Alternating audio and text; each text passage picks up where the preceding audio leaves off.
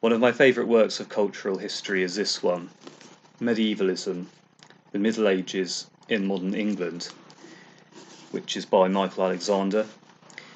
It traces a very interesting trend in British culture dating from about 1760 onwards. The retrieval of the Middle Ages, the resourcing of the medieval era in aesthetic ways, in art, but also for social purposes. And he sees this as starting in the Georgian times, in a broader culture of clean classical lines and columns, of enlightened rationality. He shows that there were many who reacted to this almost mechanical culture, you could say, by looking back to a time of mysterious medieval vibes, of ruined abbeys and castles and so on. He shows that this obviously birthed Gothic literature with its similar themes and feel. But he also shows how into the 19th century this idealizing of the medieval times took on social uses. For example, in the work of the Roman Catholic architect Augustus Pugin, whose book Contrasts had illustrations comparing, for example, the workhouse of the industrial time in its utilitarian misery and chains with the kindlier, more dignified, charitable help that the monasteries of the Middle Ages provided.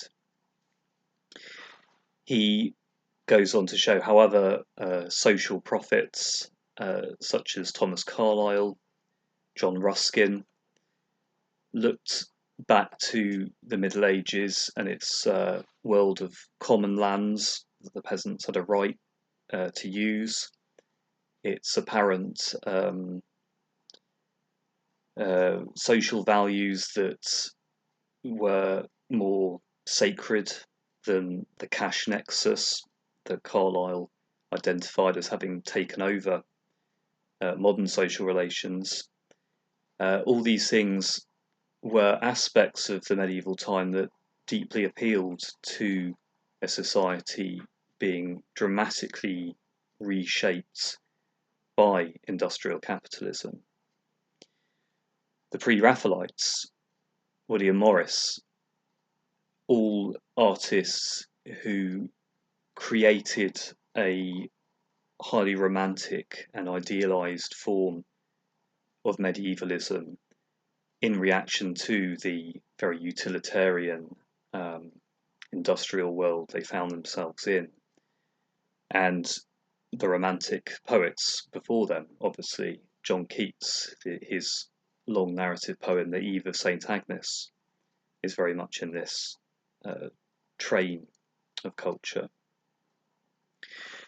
And he kind of continues the story into the 20th century.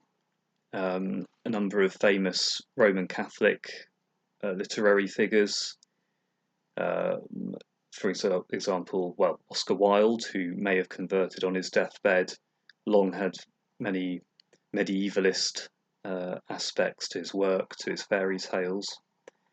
But Evelyn Waugh, famous convert to Catholicism, and before him, G.K. Chesterton, Hilaire Belloc, who looked back to the medieval era as an ideal time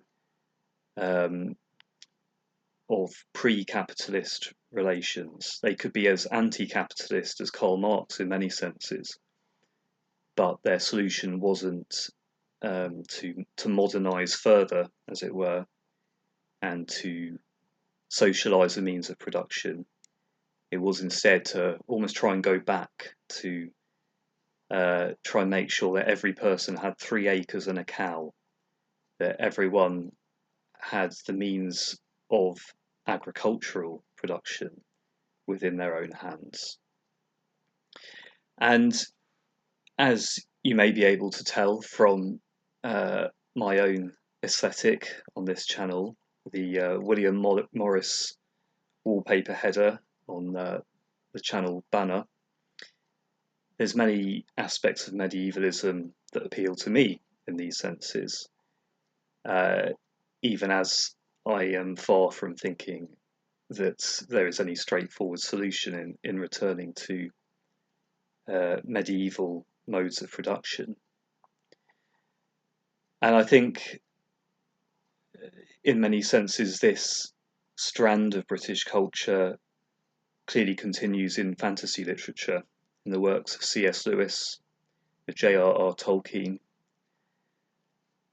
It's interesting to me how both very clearly represent a sceptical attitude, perhaps to the extreme with Tolkien, of the Protestant world. Although Tolkien, I think, always said that The Lord of the Rings is not supposed to be an allegory of anything, it's really not hard to see the Shire as being merry old England, of Saruman the White being the traitor reformer who turns against the true church, who engenders industrialism with his orc-run workshops. This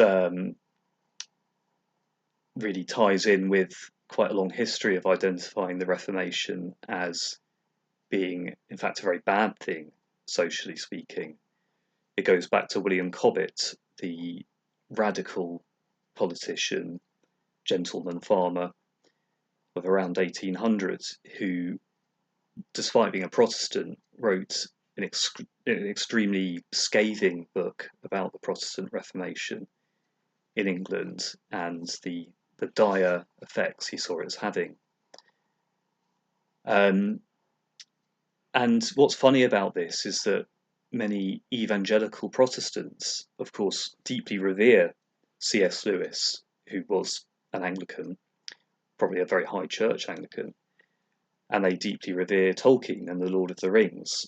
Even evangelicals who might be very anti-Catholic and would usually cast serious doubts on any Catholic's salvation might give Tolkien a sort of free pass in a way. And I can't help but wonder if on some level evangelicals, particularly nonconformists, realise that in many measures their faith, their form of Christianity, is a product of what we might call capitalism, of a new world of very utilitarian values, of perhaps impersonal values. And in some way, Lewis and Tolkien's works are a kind of way they can enjoy a medieval aesthetic, a more organic world, so to speak, but vicariously at a safe distance without actually becoming Anglican or Roman Catholic. Now, of course, Anglicans and Roman Catholics live in and participate in the capitalist economy as much as anyone else. So I'm not saying they have the solution, but they have more direct access to an aesthetic, at least, of something apparently more meaningful, more rooted in social values that are not simply structured around the cash nexus that seems to call everything we valued in the past into question. And as Michael Alexander suggests, perhaps the work of J.K. Rowling with the Harry Potter books also ties into this stream of thought in some sense. So it's well worth a look to brush up on many significant figures in British cultural history, and to ponder what we need to resource from the past, what's helpful and what isn't. Because as much as C.S. Lewis and Tolkien's works do resonate with me on some intuitive, instinctive sense, I am able to see as well how there are certain unpleasant racial aspects to The Lord of the Rings. Um, Tolkien, in a letter, I think, referred to the orcs as being modelled after some of the more unpleasant Mongoloid races. So, although I'm not saying he was a terrible racist, he was very critical of the Nazis and their racial theories and so on. There is a certain very Eurocentric aspect to this medievalism that inevitably gives food for thought in these times as far-right parties, anti-immigration parties, become more successful across Europe. So have a look, have a think.